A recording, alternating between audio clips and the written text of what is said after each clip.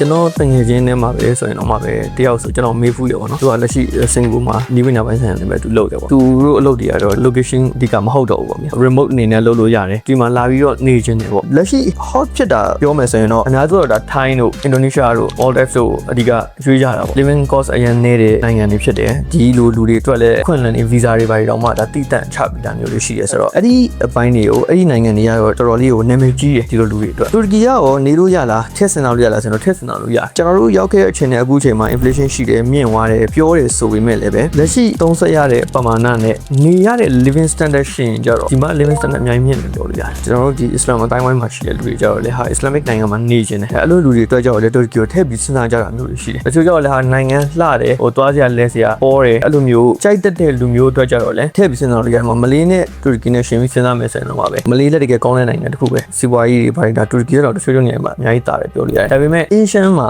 ဖြစ်နေတယ်ပေါ့ဆိုတော့တချို့အနောက်တိုင်းကလူတွေကြတော့ဒါကတော့တဘာဝပါပဲသူတို့နေကြရတဲ့ culture ကြီးကနေအပြောင်းလဲတစ်ခုလိုချင်တယ်လူတွေအားကျွန်တော်တို့ဒီ Asian ရဲ့အထိုင်းတို့ပါလို့အရန်ကြိုက်ကြကျွန်တော်တို့ဆီကလူတွေကြတော့လေဟာယူရိုပရဲ့ living style မျိုးနေချင်တယ်ပေါ့ဆိုတော့အဲ့လိုမျိုးစဉ်းစားတဲ့လူတွေအတွက်ကထက်စင်တော်ရတဲ့နိုင်ငံတွေမှာပါတယ်နေလို့ရတယ်လို့ပြောလို့ရတယ်